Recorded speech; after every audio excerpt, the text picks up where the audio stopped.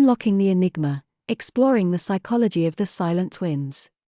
The psychology of June and Jennifer Gibbons, the silent twins, is a complex and intriguing subject.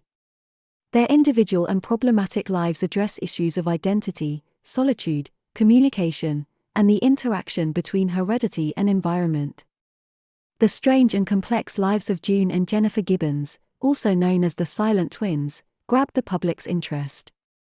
The identical twins were born in Barbados in 1963 and transferred to Wales, UK, when they were very little.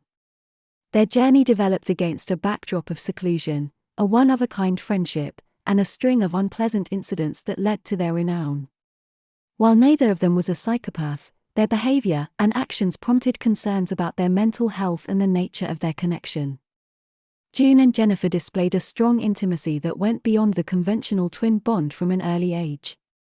They relied on each other for companionship and evolved their own language, known as cryptophasia, that only they could understand. This covert communication habit separated them even more from their friends and exacerbated their isolation. Growing up, the twins experienced numerous obstacles. They were the only black youngsters in their neighborhood, and the racism they encountered added to their sense of isolation. They were also subjected to bullying at school, which added to their sense of isolation. In reaction to these obstacles, June and Jennifer isolated themselves from the outside world and focused their attention inward, creating a rich and intricate fantasy life. The twins got increasingly estranged from society as they grew older. They came to school only on occasion, and when they did, they refused to interact with their peers or teachers. Their selective mutism, also known as elective mutism, was a deliberate decision not to speak in particular circumstances. This behavior separated them even more and prompted concerns about their mental health. June and Jennifer's isolation deepened when they were involved in a series of criminal activities. They set fires, stole from local businesses, and vandalized property. These activities were interpreted as a sign of defiance against their confinement as well as a desperate plea for attention. The twins' criminal behavior resulted in their arrest and admission to Broadmoor Hospital, a high-security psychiatric facility. Their experience at Broadmoor was an important turning point in their lives. The twins were institutionalized and subjected to numerous psychological assessments and therapies. They began to voice their yearning for independence and a life outside of the institution around this time. They even agreed that one of them would have to die in order for the other to be set free. Jennifer's health began to decline rapidly, which was tragic.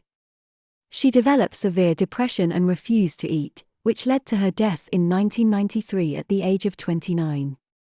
Her death sparked many issues about the level of their codependency and the impact their unusual relationship had on their respective identities. While there is no definitive answer to the mysteries surrounding their psychology, several factors may shed light on their behavior. Codependency and enmeshment. June and Jennifer grew up with an exceptionally tight friendship. Their tight bond went beyond that of usual twin pairings, creating a sense of enmeshment. Enmeshment occurs when people struggle to establish their own identities and limits apart from the other person. The twins leaned heavily on each other for emotional support and companionship, frequently isolating themselves from the outer world. This level of enmeshment is believed to have contributed to their isolation and lack of social connections. Selective mutism or elective mutism refers to the twins' refusal to talk to anyone outside of their private world. Selective mutism is a psychological condition marked by the deliberate decision not to speak in particular situations. In June and Jennifer's instance, their mutism worked to further isolate them from others while also sustaining their unique bond. It might be viewed as a defense mechanism to keep outsiders out of their isolated world. Communication through cryptophasia. June and Jennifer invented their own private language known as cryptophasia, which allowed them to converse only with each other. Cryptophasia is a condition in which some twins develop their own language that is incomprehensible to others. This mode of communication deepened their friendship while also isolating them from the outside world. It did, however, restrict their ability to connect with others and acquire normal social skills. Coping mechanisms. The twins' criminal acts, such as arson and stealing, can be interpreted as a reaction to their loneliness and powerlessness. These behaviors could have given them a sense of control, disobedience, and a way to vent their displeasure and desire for attention. Their activities were most likely an attempt to break out from their isolated existence and establish their presence in the world.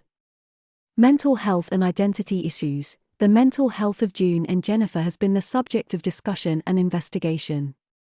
While they were not labeled as psychopaths, their behavior showed evidence of emotional disorder, which may be attributed to their seclusion and the difficulties they experienced. Their codependency may have hampered the formation of individual identities, resulting in a hazy sense of self.